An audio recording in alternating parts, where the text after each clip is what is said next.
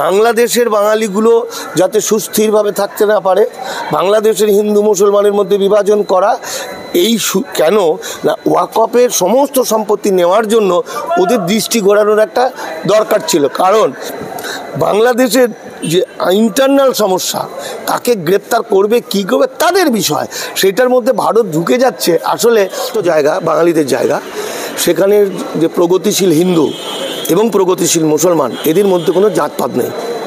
যেটা কাদের মধ্যে আছে, হিন্দু এবং মুসলমানের কিছু বদমাইশ লোক সারা পৃথিবীতে হয়, পরিবারেও থাকে। তো এই যে বোকা হিন্দুদের মধ্যে এরা তো বারবার অত্যাচারিত হয়েছে। এ তো মুসলিম ধর্মের কিছু বদমাইশ তাদের উপর নানা রকমভাবে টর্চার করেছে, এটা তো বাস্তবতা। এদেরকে না বলেই তো রাতারাতি বাংলাটা ভাগ হয়ে গেছে। ফলে এরা সবসময় ভয়ে থাকে, কিন্তু ভয়ে থাকতে থাকতে এদের হিতাহিত জ্ঞান শূন্য হয়ে গেছে।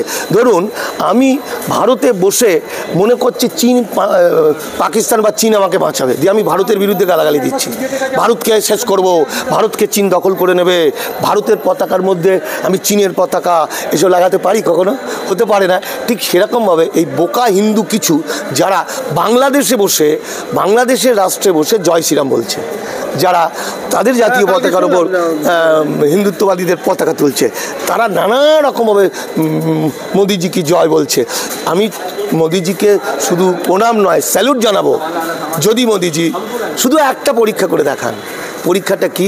আসামে যে হিন্দুরা বেনাগরিক হয়ে গেছে 19 লক্ষের মধ্যে প্রায় 14 লক্ষ, তাদেরকে একটু বাঁচার সুযোগ নাগরিক হিসাবে আর একটা করুক।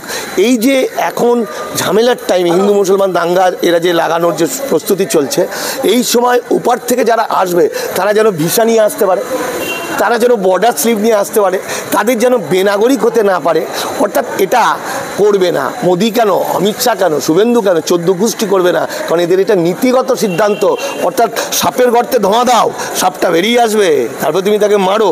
অর্থাৎ ওখানে হিন্দু মুসলমান দাঙ্গা ফাঙ্গা করবে, ওরা যেই পালিয়ে আসবে তখন বাধ্য হয়ে ওরা উইদাউট ডকুমেন্ট, পাসপোর্ট ভিসা ছাড়া ঢুকবে, মাইগ্রেশন ছাড়া ঢুকবে, ভারতবর্ষে এসে 1-2 বছর ওদের খাটিয়ে নেবে, ওদেরকে দিয়ে ভোট করাবে, জয় শ্রীরাম অস্ত্র ফস্ত্র নিয়ে মোটরসাইকেল চারি করবে, তারপর ওদেরকে গ্রেপ্তার করে নেবে। এটা আজ থেকে 10 বছর আগে হলে অন্য মানে হতো।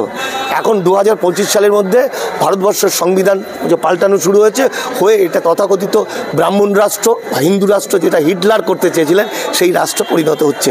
ফলে বাংলাদেশের হিন্দু, বাংলার উদ্বাস্তু ভাইদের বুঝতে হবে, বাংলাদেশের মুসলমান, বাংলাদেশের হিন্দু সকলে মিলেমিশে একাকার হয়ে যেতে হবে। আর আমাদের যেটা করতে হবে, আমি একজন লেখক হিসেবে বলতে পারি যে বাংলাদেশের, আমাদের কাছে বাংলাদেশ আমাদের হৃদয়ের, আমাদের কাছে তো মনে হচ্ছে যদি নেপালের বর্ডার না থাকে তাহলে বাংলাদেশের থাকবে কেন?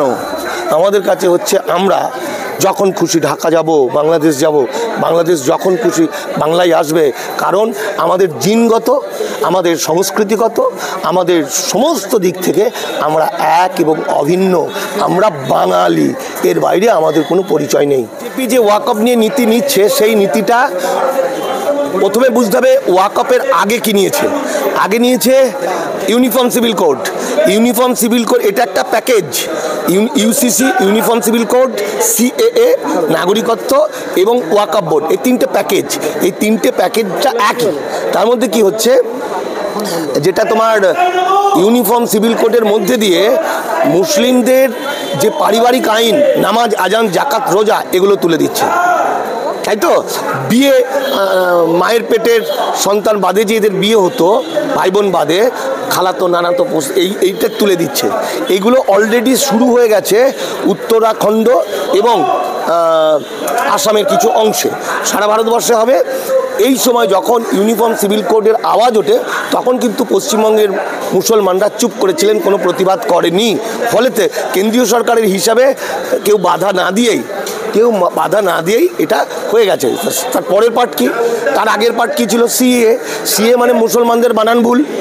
এপারের লোক হলে কি হবে, মরা মানুষ এফিডেভিট করতে পারবে না। 48 সালের আগের দলিল নেই অনেকের, অনেকে ভূমিহীন ছিল, তারা দলিল দেখাতে পারবে না। তাহলে মানুষ কী করলো, নামাজ আজান জাকাত রোজা এবং বিয়ের পদ্ধতিতে আঘাত পেল। আঘাত পাওয়ার পরে সে বেনাগরিক হয়ে গেল।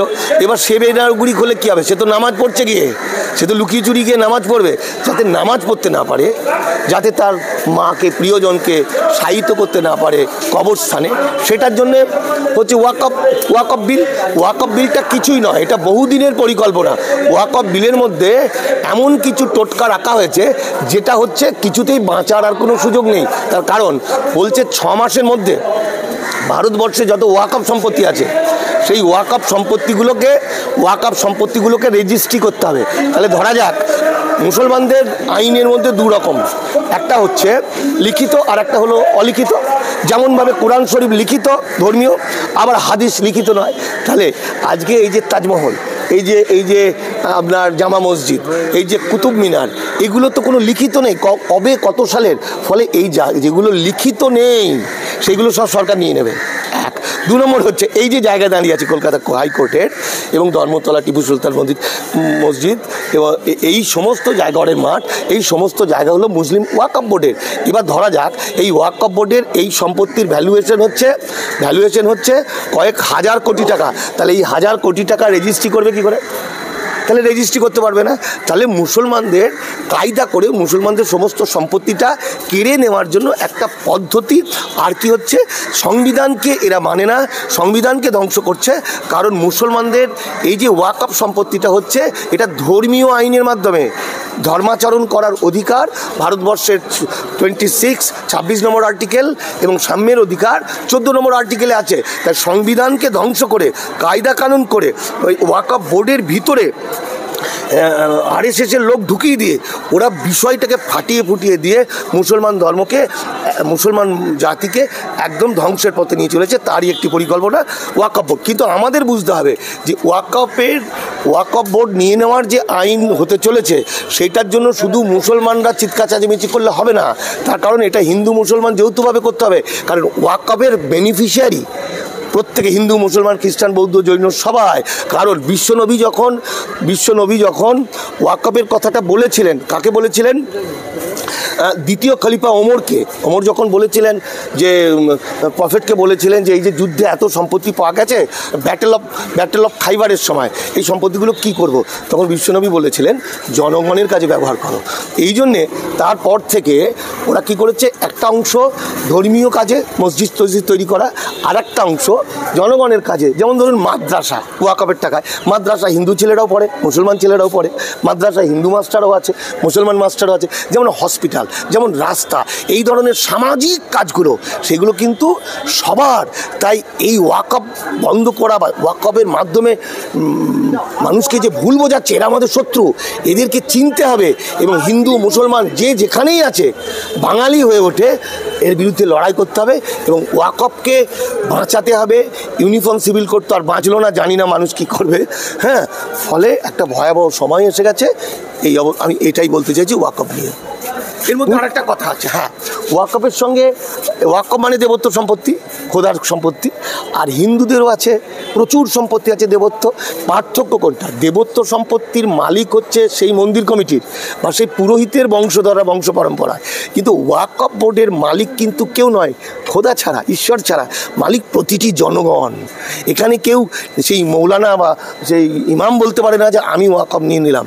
এবার এটা কায়দাটা কি করছে, বিভিন্ন দেখুন সব জায়গায় ভালো মন্দ আছে, তাহলে এখানে ওয়াকফের সম্পত্তি নিয়ে অনেকেই অনেক কিছু করছে।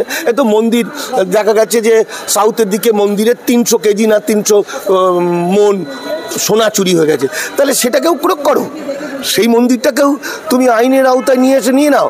অর্থাৎ ওয়াকফ না, যদি বলে সমস্ত সম্পত্তি সমস্ত ধর্মবর্ণের সম্পত্তি ভারত সরকারের, আমরা সবাই রাজি। হিন্দু মন্দিরেও নাও, গির্জাও নাও, মসজিদও নাও, সব কিছুই নাও, তা করবো না, শুধু মুসলমানদের সম্পত্তি নেবো। তার কারণ হচ্ছে কাটি নয়, এটা হচ্ছে মুগুর।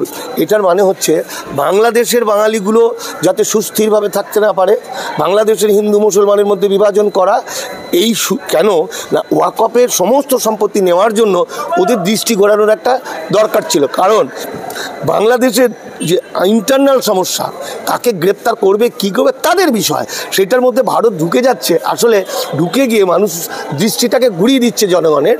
আর ইল্লিগাল মাইগ্রেন্ট মানে অবৈধ অনুপ্রবেশকারী যে 4 কোটি 5 কোটি পশ্চিমবঙ্গে আছে, জন্মগত নাগরিকত্ব নেই, তাদেরকেও ধরার একটা কৌশল। কারণ যখনই তারা মিছিল মিটিং করছে উদ্বাস্তুরা, যখনই তারা ফেসবুক হোয়াটসঅ্যাপে লিখছে, তখনই কেন্দ্রের গোয়েন্দা বাহিনী ওদের চিহ্নিত করছে। এই সময় এনআরসি এনপিআর এর কাজটা প্রচণ্ড স্পিডের সঙ্গে চলছে। এই যে এরকমই ফোন দিনেই তো যে বাংলাদেশে যারা সংখ্যালঘু হিন্দু রয়েছে তাদেরকে বলা হচ্ছে যে ঘুরপথে, যে আপনারা চিন্তা করবেন না, ওয়াকফ সম্পত্তি থেকে কেড়ে নিচ্ছি, আপনারা ওপর থেকে আসবেন, এরপরে সে থাকবেন, এরকম কোনো সন্ধিয়ান হতেই পারে। এরা পারে না এমন কাজ নেই, কিন্তু বাঙালিদের, বাংলাদেশের অত্যন্ত উন্নত একটা জায়গা বাংলাদেশ, ছোট্ট জায়গা, বাঙালিদের জায়গা। সেখানের যে প্রগতিশীল হিন্দু এবং প্রগতিশীল মুসলমান, এদের মধ্যে কোনো জাতপাত নেই। যেটা কাদের মধ্যে আছে, হিন্দু এবং মুসলমানের কিছু বদমাইশ লোক সারা পৃথিবীতে হয়, পরিবারেও থাকে। তো এই যে বোকা হিন্দুদের মধ্যে এরা তো বারবার অত্যাচারিত হয়েছে। এ তো মুসলিম ধর্মের কিছু বদমাইশ তাদের উপর নানা রকমভাবে টর্চার করেছে, এটা তো বাস্তবতা। এদেরকে না বলেই তো রাতারাতি বাংলাটা ভাগ হয়ে গেছে। ফলে এরা সবসময় ভয়ে থাকে, কিন্তু ভয়ে থাকতে থাকতে এদের হিতাহিত জ্ঞান শূন্য হয়ে গেছে। ধরুন আমি ভারতে বসে মনে করছি চীন, পাকিস্তান বা চীন আমাকে বাঁচাবে, দিয়ে আমি ভারতের বিরুদ্ধে গালাগালি দিচ্ছি, ভারতকে শেষ করব, ভারতকে চীন দখল করে নেবে, ভারতের পতাকার মধ্যে আমি চীনের পতাকা এসব লাগাতে পারি? কখনো হতে পারে না। ঠিক সেরকমভাবে এই বোকা হিন্দু কিছু যারা বাংলাদেশে বসে, বাংলাদেশের রাষ্ট্রে বসে জয় শ্রীরাম বলছে, যারা তাদের জাতীয় পতাকার ওপর হিন্দুত্ববাদীদের পতাকা তুলছে, তারা নানা রকমভাবে মোদিজিকে জয় বলছে। আমি মোদিজিকে শুধু প্রণাম নয়, স্যালুট জানাবো যদি মোদিজি শুধু একটা পরীক্ষা করে দেখান। পরীক্ষাটা কি? আসামে যে হিন্দুরা বেনাগরিক হয়ে গেছে 19 লক্ষের মধ্যে প্রায় 14 লক্ষ, তাদেরকে একটু বাঁচার সুযোগ দিক নাগরিক হিসাবে। আর একটা করুক, এই যে এখন ঝামেলার টাইমে হিন্দু মুসলমান দাঙ্গা এরা যে লাগানোর যে প্রস্তুতি চলছে, এই সময় উপর থেকে যারা আসবে তারা যেন ভিসা নিয়ে আসতে পারে, তারা যেন বর্ডার স্লিপ নিয়ে আসতে পারে, তাদের যেন বেনাগরিক হতে না পারে। অর্থাৎ এটা করবে না মোদি কেন, অমিত শাহ কেন, শুভেন্দু কেন, 14 গোষ্ঠী করবে না, কারণ এদের এটা নীতিগত সিদ্ধান্ত। অর্থাৎ সাপের গর্তে ধোঁয়া দাও, সাপটা বেরিয়ে আসবে, তারপর তুমি তাকে মারো। অর্থাৎ ওখানে হিন্দু মুসলমান দাঙ্গা ফাঙ্গা করবে, ওরা যেই পালিয়ে আসবে তখন বাধ্য হয়ে ওরা উইদাউট ডকুমেন্ট, পাসপোর্ট ভিসা ছাড়া ঢুকবে, মাইগ্রেশন ছাড়া ঢুকবে, ভারতবর্ষে এসে 1-2 বছর ওদের খাটিয়ে নেবে, ওদেরকে দিয়ে ভোট করাবে, জয় শ্রীরাম অস্ত্র ফস্ত্র নিয়ে মোটরসাইকেল চারি করবে, তারপর ওদেরকে গ্রেপ্তার করে নেবে। এটা আজ থেকে 10 বছর আগে হলে অন্য মানে হতো। এখন 2025 সালের মধ্যে ভারতবর্ষের সংবিধান যে পাল্টানো শুরু হয়েছে, হয়ে এটা তথাকথিত ব্রাহ্মণ রাষ্ট্র বা হিন্দু রাষ্ট্র, যেটা হিটলার করতে চেয়েছিলেন, সেই রাষ্ট্র পরিণত হচ্ছে। ফলে বাংলাদেশের হিন্দু, বাংলার উদ্বাস্তু ভাইদের বুঝতে হবে, বাংলাদেশের মুসলমান, বাংলাদেশের হিন্দু সকলে মিলেমিশে একাকার হয়ে যেতে হবে। আর আমাদের যেটা করতে হবে, আমি একজন লেখক হিসাবে বলতে পারি যে বাংলাদেশের, আমাদের কাছে বাংলাদেশ আমাদের হৃদয়ের। আমাদের কাছে তো মনে হচ্ছে যদি নেপালের বর্ডার না থাকে তাহলে বাংলাদেশের থাকবে কেন? আমাদের কাছে হচ্ছে আমরা যখন খুশি ঢাকা যাব, বাংলাদেশ যাব, বাংলাদেশ যখন খুশি বাংলায় আসবে। কারণ আমাদের জিনগত, আমাদের সংস্কৃতিগত, আমাদের সমস্ত দিক থেকে আমরা এক এবং অভিন্ন, আমরা বাঙালি, এর বাইরে আমাদের কোনো পরিচয় নেই।